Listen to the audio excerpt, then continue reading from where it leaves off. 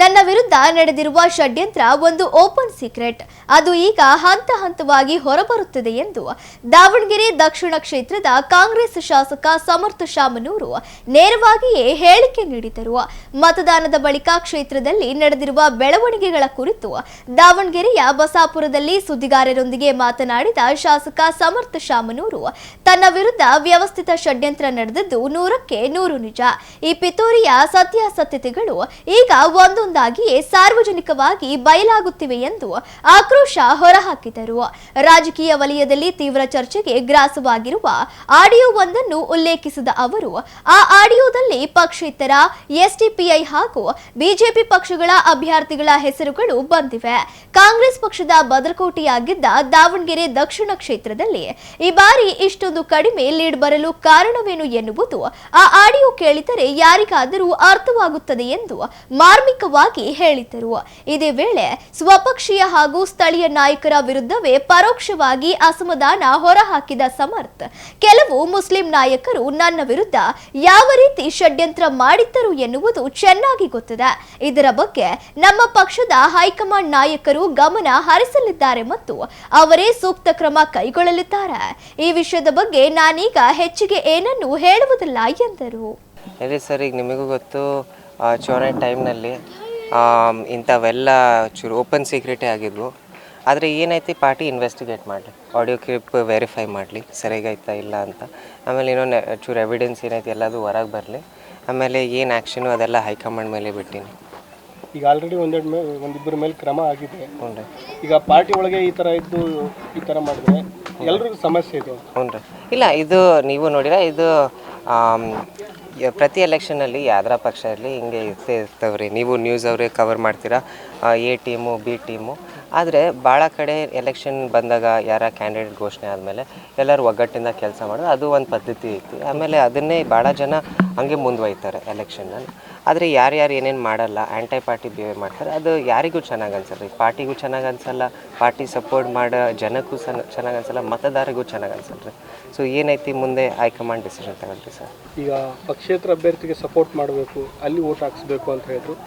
ಸ್ಪಷ್ಟವಾಗಿ ಪ್ರೆಡಿಕ್ಷನ್ ಆ ಥರ ಇರಲೇ ಇಲ್ಲ, ಅಷ್ಟು ವೋಟಿಂಗ್ ಬರ್ತದೆ ಅನ್ನೋದು ಇರಲಿಲ್ಲ. ಆ ರೀತಿ ವೋಟಿಂಗ್ ಆಯಿತು, ವ್ಯವಸ್ಥಿತವಾಗಿ ತಮ್ಮ ಸೋಲ್ಸಕನೇ ಷಡ್ಯಂತ್ರ ಆಯಿತು. ಇಲ್ರಿ, ನೀವೇ ನೋಡಿದ್ರಿ, ಆ ಕ್ಲಿಪ್ನಲ್ಲೇ ಕ್ಲಿಯರಾಗಿ ಕಾಣ್ತು. ಅದು BJPನೂ ಇನ್ವಾಲ್ವ್ ಇತ್ತು. BJP ಅವ್ರ ಕ್ಯಾಂಡಿಡೇಟ್ ಹೆಸರು ತಗೊಂಡಿದ್ರು, ಸ್ಪಷ್ಟವಾಗಿ ಮಾತಾಡಿದ್ರು ಅವ್ರ ಜೊತೆ ಅಂತಲೇ ಒಂದು ಪಾರ್ಟ್ ಇತ್ತು ಕ್ಲಿಪ್ನಲ್ಲಿ. BJP ಕ್ಯಾಂಡಿಡೇಟ್ ಇದ್ದರು, SDPI ಕ್ಯಾಂಡಿಡೇಟ್ ಇದ್ದರು, ಇಂಡಿಪೆಂಡೆಂಟ್ ಕ್ಯಾಂಡಿಡೇಟ್ಸ್ ಇದ್ದರು.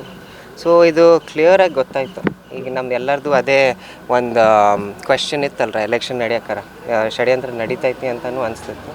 ಆಮೇಲೆ ಎಲ್ಲ ಸ್ಪಷ್ಟವಾಗಿ ಗೊತ್ತಾಯ್ತದೆ, ಇವರೆಲ್ಲರೂ ಒಗ್ಗಟ್ಟಾಗೆ ಅಟ್ಲೀಸ್ಟ್ ಅದರೆಲ್ಲರ ಒಗ್ಗಟ್ಟಿದ್ದಾರೆ ಇವರೆಲ್ಲರೂ. SDPI BJP ಸಮರ್ಥ ಅವರೆಲ್ಲರೂ ಒಗ್ಗಟ್ಟಾರ ಮಾಡ್ತಾರೆ. ಸಮರ್ಥ ಅದು ಅಟ್ಲೀಸ್ಟ್ ಚೂರು ಏನಂತಾರೆ, ಧೈರ್ಯ ಇದ್ದರೆ ಜೊತೆಗೆ ಬರಬೇಕಿತ್ತು.